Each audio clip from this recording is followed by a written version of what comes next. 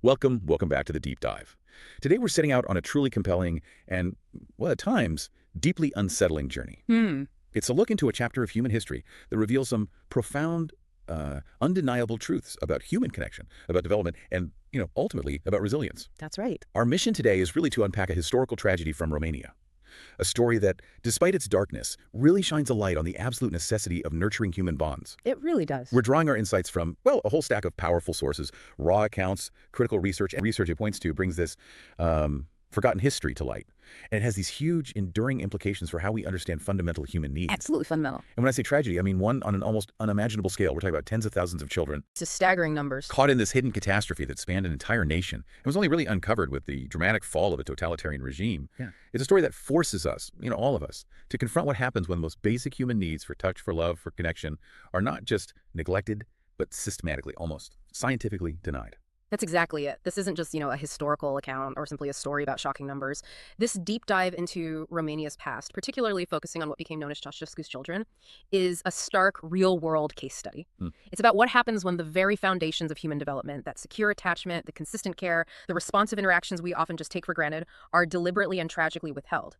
And the long-term devastating consequences just ripple out, not just impacting individuals, but leaving these indelible scars on an entire society. Yeah. What's really critical here, and what we'll explore, is the profound connection between this dark history and the very essence of psychology, neurobiology, human attachment. Right. It serves as this crucial, albeit heartbreaking, lesson in human development, one that still echoes through scientific research and really informs our understanding of what it truly means to thrive. Okay, let's unpack this then. Yeah. To really grasp how a nation could allow such a profound horror to unfold, we have to rewind back to the era of Nicolae Ceausescu, a time when ideology became destiny and the very idea of family became, well, a tool of the state. We're talking Romania under a particularly repressive communist regime, especially towards the tail end of the Soviet era. Right, late 80s. Exactly. This was a leader who cultivated this intense cult of personality, ruled with an iron fist, fueled by paranoia and this fervent belief in national self-reliance, rapid industrialization, Yeah. often at immense human cost. Yeah, the human cost was enormous. It's remarkable and deeply troubling, really, to think how one leader's ideology could so profoundly shape national policy to such devastating, inhumane ends, affecting generations of its own citizens.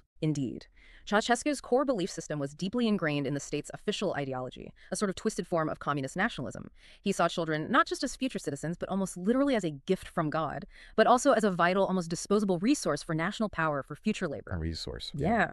And this belief fueled his radical natalist policy, an aggressive, state-driven campaign launched way back in 1966 with the single goal of dramatically boosting the Romanian population. This wasn't about supporting families or fostering healthy communities. It was social engineering on a grand, terrifying scale.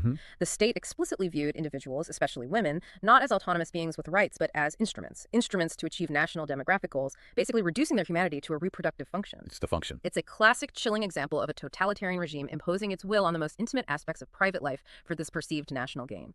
And the human consequences were just catastrophic. And the specifics of this policy, they were truly insidious. Our source material details what was explicitly decreed as the process of 40. Yeah, the process of 40. Can you imagine an explicit decree that women must strive to have more than 40 children to achieve national demographic targets? More than 40. That number itself is, well, it's biologically improbable for most, isn't it? It sounds like hyperbole, but it points to the extreme pressure. Exactly. And adding another layer to this, the process was considered valid only for women over 40 years old. Wait, over 40? Yes. So this wasn't just a vague suggestion for fertility. It meant the regime wasn't just encouraging young families. They were actively forcing women who had already borne several children, maybe women nearing the natural end of their reproductive years, Forcing them to continue. to continue bearing children. It was this targeted effort to maximize every last year of fertility as a state resource, completely devoid of any consideration for choice, dignity, or physical well-being. Just utterly dehumanizing. But the decree was just the tip of the iceberg, right? The enforcement mechanisms were even more brutal. Oh, absolutely. Abortion and contraception were criminalized, Yeah. just completely stripped women of any bodily autonomy. Yeah, Decree 770. Strict anti-abortion laws. And then the regular mandatory gynecological exams for all women of childbearing age, sometimes monthly, Monthly checks. to monitor pregnancies, prevent illegal abortions. There were even demographic police who would literally patrol hospitals, workplaces, ensuring women were complying. Demographic police. The level of state intrusion is hard to fathom. Beyond the coercion, there were also economic incentives, though, like you said, often hollow. Yeah. National benefits supposedly provided for families with 4 to 10 children, actively encouraging larger families despite the crushing economic hardship most Romanians faced. So the benefits probably didn't even cover the cost of another mouth to feed. Exactly, making them often insufficient to meet even basic needs. The ambition of this policy was just staggering, almost fantastical. The regime aimed to increase the Romanian population by an astounding 10 million people 10 million. in just 10 years. Think about that. A jump from around 19 million to 29 million in a single decade. That's demographic engineering on steroids. It's a clear, horrifying example of it. A complete disregard for individual autonomy, for the realities of family life, for the economic infrastructure needed, all for this grand ideological vision of national power. And this policy, as you'd guess, didn't create happy, thriving families. Instead, it created what can only be described as a demographic bomb, just ticking away within Romanian society. The immense pressure placed on families, particularly on women, to bear children they often couldn't afford or adequately care for, it led to widespread desperation, immense societal stress. Imagine living under constant surveillance, poverty getting worse with each new child, lack of resources becoming more acute, while the state demands more and more children, regardless of your circumstances. The mental health toll alone must have been devastating. Absolutely. And the inevitable consequence of such a coercive, unsustainable policy, a massive surge in unwanted children. Right. Children born into crushing poverty, often because of state coercion rather than genuine desire or readiness. Families just overwhelmed by the economic burden, the lack of resources, the sheer impossibility of caring for so many kids. They simply couldn't cope. So they were forced to abandon them. Exactly. It led directly to widespread abandonment. Many parents, desperate, with no other option, left their newborns in hospitals knowing they couldn't provide for them. So this forced institutionalization, it wasn't really a side effect. It was a direct, tragic consequence of Chaucescu's policy. It laid the groundwork for the horror that the world would later discover. It transformed the family unit itself. Completely. From a place of nurturing into, well, a source of state-driven population growth with an unimaginable human cost that would echo for decades. Here's where it gets really, really interesting and just profoundly heartbreaking. Yeah. The true horror, the one that would etch itself onto the world's conscience, wasn't just in the policies decree, but in the silent, hidden suffering of the children it created within those vast state-run institutions. The institutions themselves. The pivotal moment for the world to discover this tragedy came with the peaceful yet dramatic fall of Chaucescu's regime. December 1989. Right, just before the Soviet Union fully collapsed. Exactly, just 2 years before. And it wasn't a violent overthrow by an external force. It was largely the Romanian army joining the popular uprising, and crucially, the presence of the international press. The press getting in was key. It was. This political shift, this sudden opening of a formerly impenetrable state, created the window for the world to finally discover the horrific truth hidden behind the Iron Curtain for so long. That's precisely it. This collapse just peeled back the curtain on this deeply unsettling reality that had been intentionally concealed. What the global community discovered was the existence of these massive state-run orphanages previously kept totally under wraps by the regime. And these weren't small facilities. No, not at all. These were institutional behemoths. Entire networks of children's homes and orphanages housing an entire generation of discarded youth. The world was utterly unprepared for the scale of suffering about to be revealed. And when the international community, journalists, aid workers, humanitarian groups finally got access right after the regime fell, the scale was just staggering. Unbelievable. We're talking about tens of thousands of children found in these facilities. The initial shock and horror reported was just palpable, overwhelming. You saw the footage, the photos. It was gut-wrenching. It became clear very quickly this wasn't just a local problem, but a crisis of unprecedented human scale hidden from view for way too long. The world reacted with a profound disbelief, outrage, and this desperate need to understand how this could even happen. And the initial global reaction wasn't just shock. It was profound moral outrage, expressed in the strongest possible terms. The conditions were described as worse than anything seen in war. Worse than war zones. Even worse than what happens in places like Afghanistan. Think about that comparison. It underscores the unimaginable systematic suffering that had been taking place silently behind those closed doors. Yes, unimaginable. These were not places of care. They were places of profound systemic neglect. A direct, chilling outcome of a state policy gone terribly, terribly wrong, where children were just numbers in a demographic experiment. Wow. And to really understand the experience, you need to grasp the institutional structure they were trapped in. Children often started in these children's homes, usually for infants, toddlers, 0 to 3 years old. Meant to be temporary, I guess. Supposedly temporary, but for most, they became the first stage of a lifelong institutional journey. Once they hit around 3, if they survived. If they survived. They were often transferred to larger, more impersonal orphanages, housing kids from 3 to 18. This system just ensured prolonged exposure to horrific conditions, cementing this cycle of institutionalization from infancy through their entire childhood. A conveyor belt of deprivation. That's a good way to put it. Moving them from one understaffed, under-resourced facility to another, effectively sealing their fate for years. And the physical conditions reported inside. Yeah. Just appalling, beyond comprehension, really. Yeah. Severe lack of basic care, hygiene, nutrition, leading to widespread illness, visibly stunted growth, profound developmental delays in almost every child. You saw kids who were years behind physically. The air in many places, reporters said, thick with the smell of urine, unwashed bodies, filled with the sound of infant wails, or, even more disturbing, that profound silence of children who'd just given up crying. That silence is chilling. Children frequently found tied to beds or confined to small spaces, cribs, sometimes even cages for extended periods. Psych down. Caged. Limiting their movement, their ability to explore, even just to crawl or walk. Their muscles atrophied, bones weakened, their world shrinking to the size of their cot. It's hard to even picture. But maybe one of the most shocking things was the caregiver-to-child ratio. Utterly inhumane. The ratios were insane. Literally, one caregiver for 20, 30 children, sometimes even more. Just think about that. How could one person possibly provide individual attention, comfort, responsive interaction? Yeah.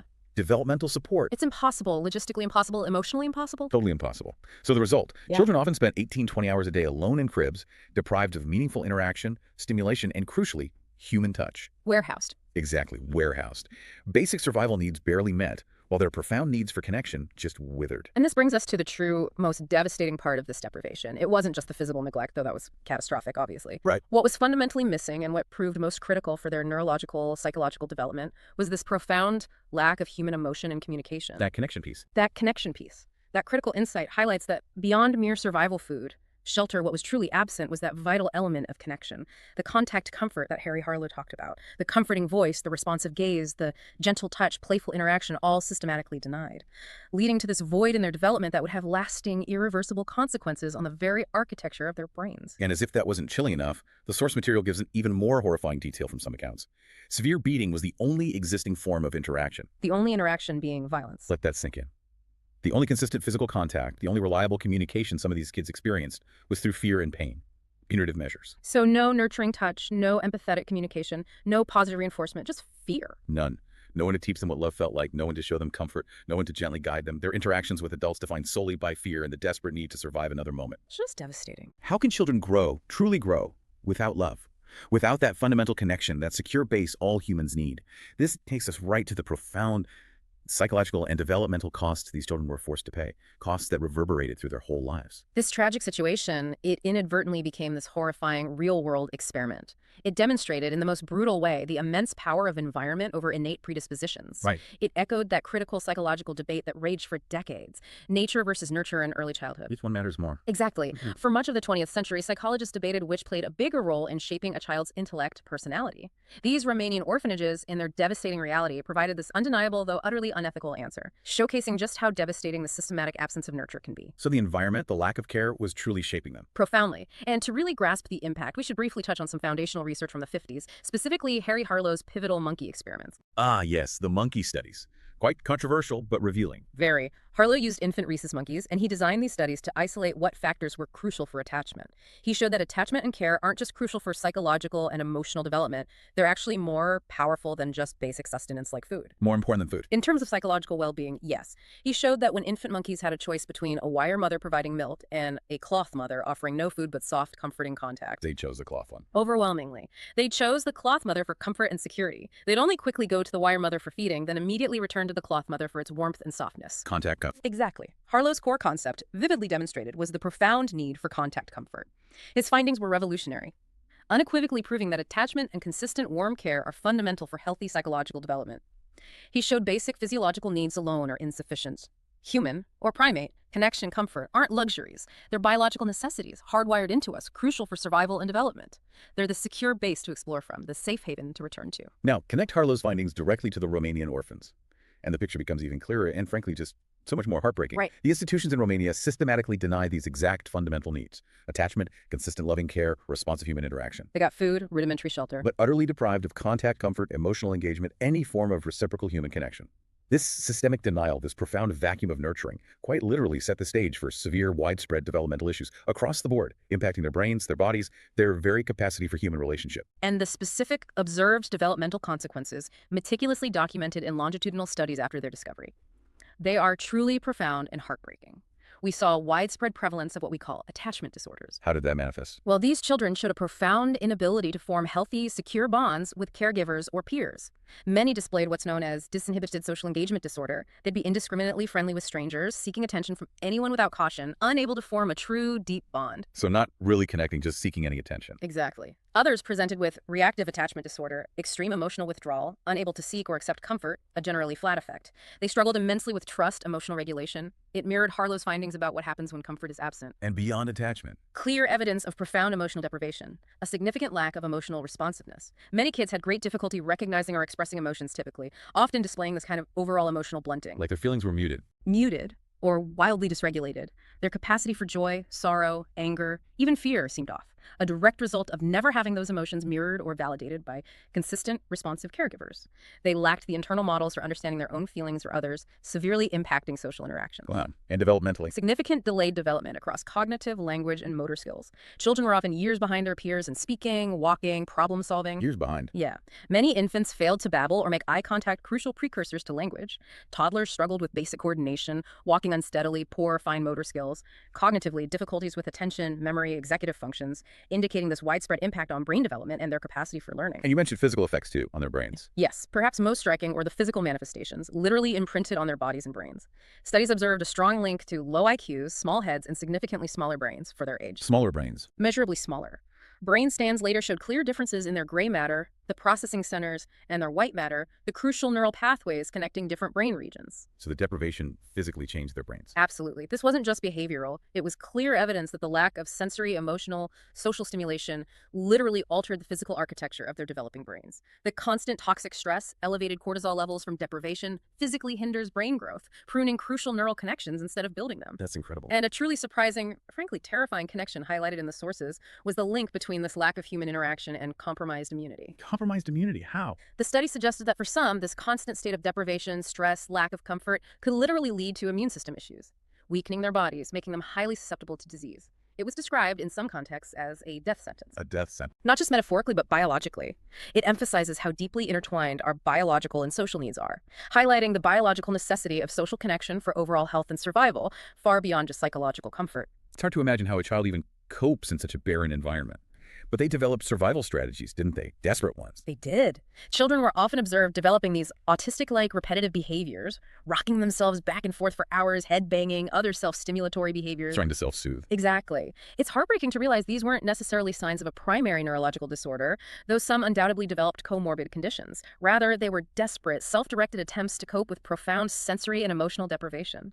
In the absolute absence of external comfort, a caregiver's touch or voice, they created their own rhythmic, predictable stimulation, trying to regulate their own overwhelmed, underdeveloped nervous systems in the only way they knew how. And here's that tragic paradox you mentioned. These children feared supervisors but didn't know them. Right. They knew who held power, who could inflict pain, but didn't know them as individuals, as sources of comfort or guidance.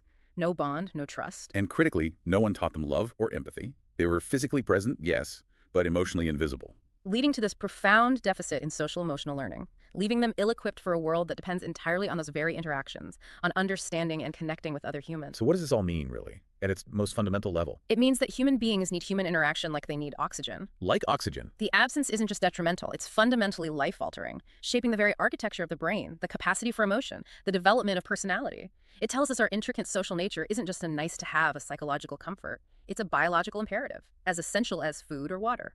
The scale of this tragedy underscores that connection isn't just psychological comfort, it's biological, determining the very trajectory of a human life. Without it, the entire structure of the self begins to crumble. In the immediate wake of this horrifying discovery, the world reacted, didn't it? With shock, compassion, a desperate desire to help. Yes, the international response was significant. This wasn't a problem you could just ignore. It led to widespread international adoptions. Yeah. Countries all around the world, the U.S., Canada, across Europe, beyond. Thousands of children were adopted out. Thousands taken out of the institutions, placed into family environments, as the global community scrambled to offer hope and healing to a generation that had known only deprivation. And this global response, while driven by humanitarian concern, also paved the way for some landmark scientific inquiry. Right, this is where the research really kicks in. Enter the Bucharest Early Intervention Project, or BEIP, initiated in 2000. This was an incredibly crucial, meticulously designed, long-term, randomized controlled trial. Randomized, how did that work ethically? That's the complex part. What made it so powerful and ethically tricky was its methodology. It directly compared children who were adopted from institutions into high-quality foster care with those who, simply due to the limited number of foster families available at the time, remained in institutional care. And crucially, there was also a control group of kids raised in traditional community families, never institutionalized. So they weren't assigning kids to deprivation, just studying what happened based on available resources. Exactly. The immense ethical considerations were carefully navigated. No child was denied care for the study. They observed the differential effects of existing circumstances, seeking to understand the effects of intervention on existing deprivation, not create it. This project involved detailed, multi-decade data collection, providing invaluable longitudinal insights into human development, attachment, the long-term effects of early deprivation and intervention. It's one of the most comprehensive studies of its kind. Born from tragedy, but yielding incredible scientific knowledge. Precisely. Knowledge that continues to inform child welfare practices worldwide. And the key findings of the BEIP from the sources and the science. They were both profoundly hopeful and starkly sobering, weren't they? Very much so. One of the most critical takeaways was this concept of a critical window for intervention. A window of opportunity. Exactly. Children adopted and placed into nurturing family environments before the age of 2 showed significantly improved outcomes across a wide range of developmental domains compared to those adopted later. Before age 2 was key. It was key. This finding underscored the critical importance of early intervention and the brain's remarkable plasticity, its ability to adapt, recover, form new connections, especially in those very first foundational years. It told us there's maybe a point of diminishing returns for some development, but also this profound window of immense opportunity for healing if intervention happens early enough during rapid brain development. There's a but, isn't there? There is. The study also revealed the profound and persistent lingering effects of early deprivation. Meaning even with adoption, problems remained. Yes. Even with adoption and supportive environments, children who endured institutionalization for longer periods, specifically beyond age 2, still faced significant developmental delays and challenges. These were particularly pronounced in areas like executive function, attachment formation, social cognition. So things like planning, focus, social skills. Exactly. While their situations improved dramatically compared to those left in institutions, the scars of those early years were deep and, in many cases, persistent. Difficulties with impulse control, planning, abstract thought often persisted. Their capacity for truly secure attachments remained challenged. Ability to read social cues or empathize often lagged. So the longer the deprivation, the worse the outcome. The BEIP clearly demonstrated a direct correlation. The longer the period of deprivation in institutional settings, the worse the long-term outcomes across cognitive, emotional, social domains. it was cumulative damage. Cumulative. Every month, every year spent without consistent human connection, without responsive, nurturing interaction, added to the developmental burden, making recovery harder, long-term challenges more profound. It was a stark dose-response relationship. More deprivation led to more severe, entrenched issues. These findings really speak to human resilience, but also our deep vulnerability, especially early on. They really do. They confirm that while early intervention can mitigate significant harm, some scars of profound early deprivation may never fully heal.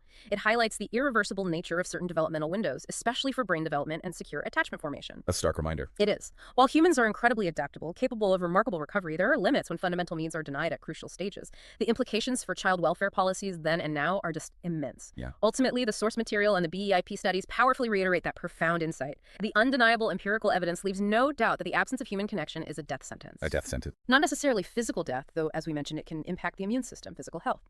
But it is a death for the full, healthy, thriving development of a human being. A powerful, chilling conclusion that resonates deeply with our understanding of what it means to be fully human, to grow, to connect. This raises a really important question for us looking at this dark chapter.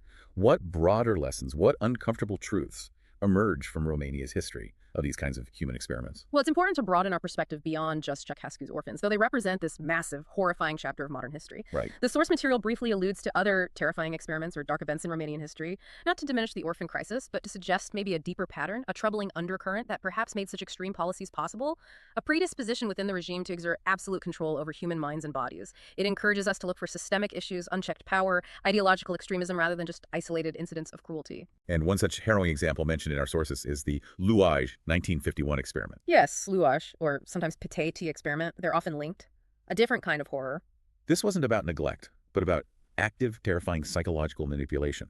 Described as an earlier, different kind of frightening house or terrifying experiment.